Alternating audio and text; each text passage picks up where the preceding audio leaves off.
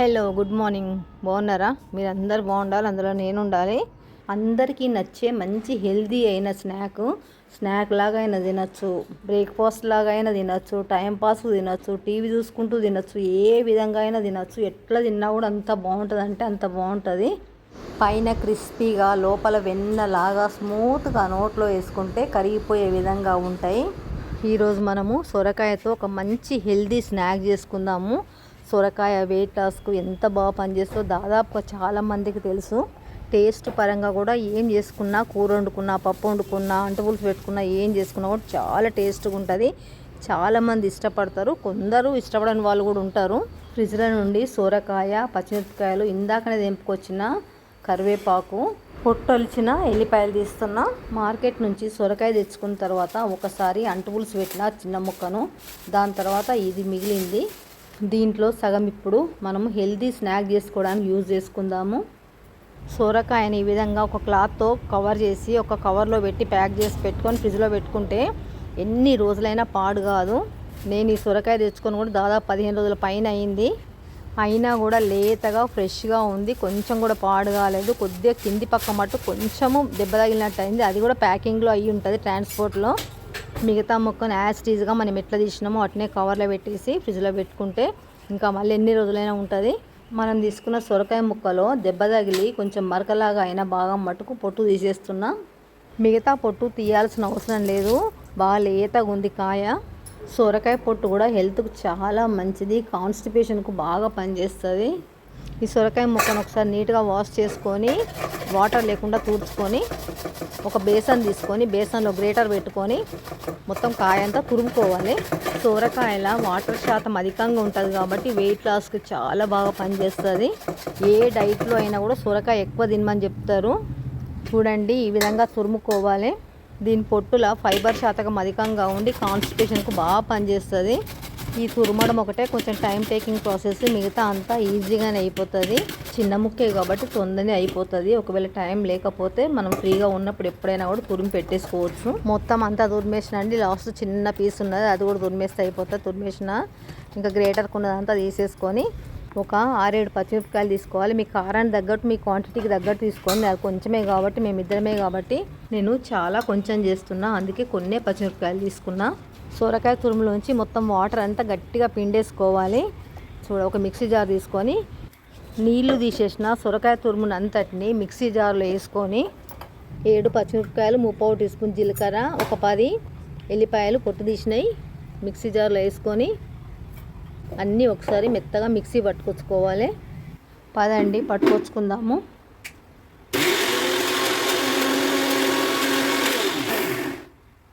ఎల్లిపాయలు, పచ్చిమిరపకాయలు, జీలకర్ర మెత్తగా మెదిగేట్టు రుబ్బుకోవాలి. చూడండి, పట్టేసిన మెత్తగా.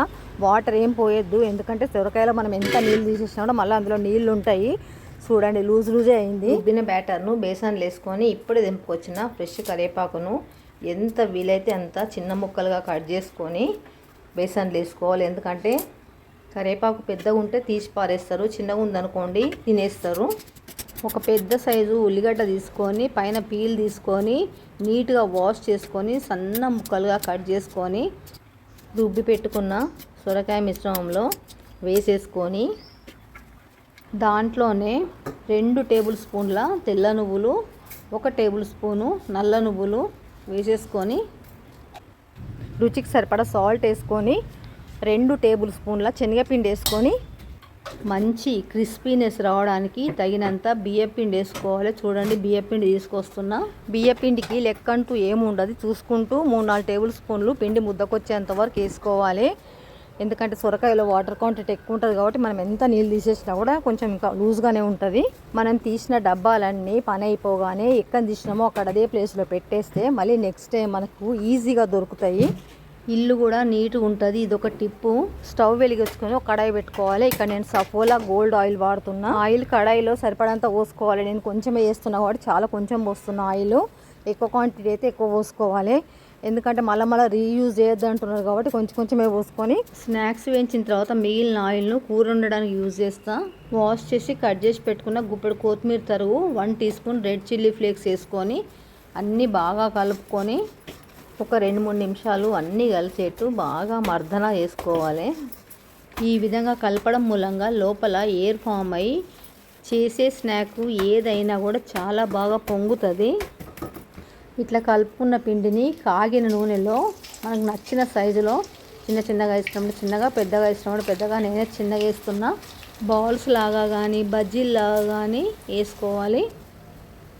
ఒక జల్లిగంటే ఒక స్ట్రైనర్ తీసుకొని కడాయిలో వేగుతున్న సొరకాయ బాల్స్ను ఒకసారి జల్లిగంటతోని మంచిగా కిందికి మీదికి మరలేసుకుంటూ కలుపుకోవాలి.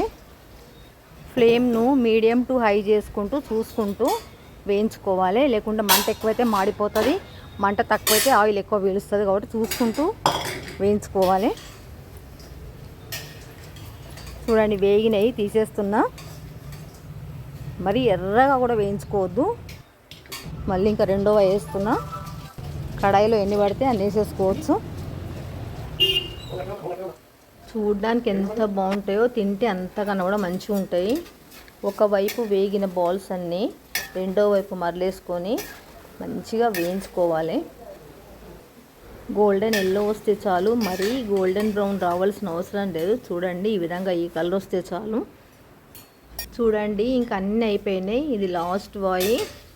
ఇంకా స్టవ్ బంద్ చేసి మొత్తం తీసేస్తున్నా. ఎన్ని తిన్నా కూడా ఇంకా తినాలని అనిపిస్తుంది. కడుపు నిండుతుంది కానీ మనసు నిండదు. అంతా బాగుంటాయి. పైన అంతా క్రిస్పీగా కరకర, లోపలంతా సాఫ్ట్గా, నోట్లో వేసుకుంటే కరిగిపోయేట్టుగా చాలా అంటే చాలా బాగుంటాయి. నూనెలో తీసి స్ట్రైనర్లు వేసుకొని ఓ పక్కకు పెట్టుకుంటే ఏమన్నా ఆయిల్ ఉన్నా కూడా వడిచిపోతుంది. స్ట్రైనర్లోంచి తీసి ప్లేట్లో పెడుతున్నా.